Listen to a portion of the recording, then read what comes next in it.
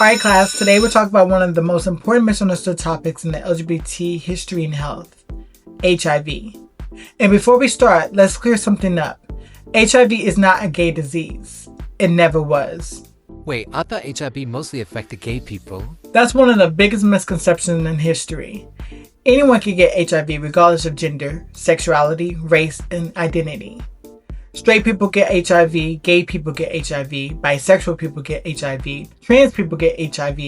The virus doesn't care who you are. Then why do people associate it with the LGBT people? Because during the AIDS crisis in the 1980s, many media outlets and politicians treated it like a gay problem. That stigma stuck around even though we've learned much more since then. So what does the data actually show? Today, HIV disproportionately affects certain communities, not because of who they are, but because of healthcare disparities, stigma, poverty, and barriers to prevention and treatment. In the United States, gay and bisexual men account for the majority of new HIV infections, and Black Americans are disproportionately affected by HIV diagnosis. Doesn't mean being gay causes HIV. It means some communities face greater barriers to prevention and care. So HIV isn't a punishment for being LGBTQIA+? Absolutely not.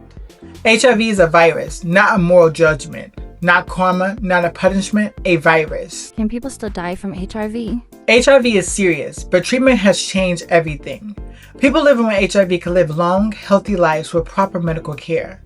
This is not the 1980s anymore. I've heard of PrEP. What is that? Great question. PrEP stands for pre-exposure prophylaxis. It's a medication taken before exposure that greatly reduces the risk of getting HIV. It comes as a pill or injection for people who may be at risk. What if someone thinks they've already been exposed? That's when PEP comes in. PEP stands for post-exposure prophylaxis. It's an emergency medication that must be started within 72 hours after a possible HIV exposure. The sooner it's started, the better. It's taken for 28 days straight. So people actually have options now? More options than ever before, which is why education is so important. Fear spreads stigma. Facts saves lives. So what's the biggest lesson?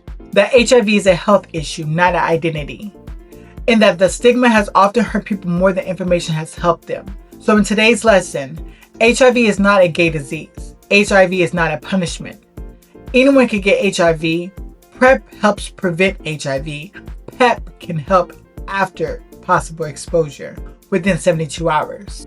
Knowledge saves lives, stigma harms them. The goal isn't to scare people. The goal is to make sure nobody is ashamed, too afraid, or too misinformed to protect themselves. Because when we replace fear with facts, everyone wins.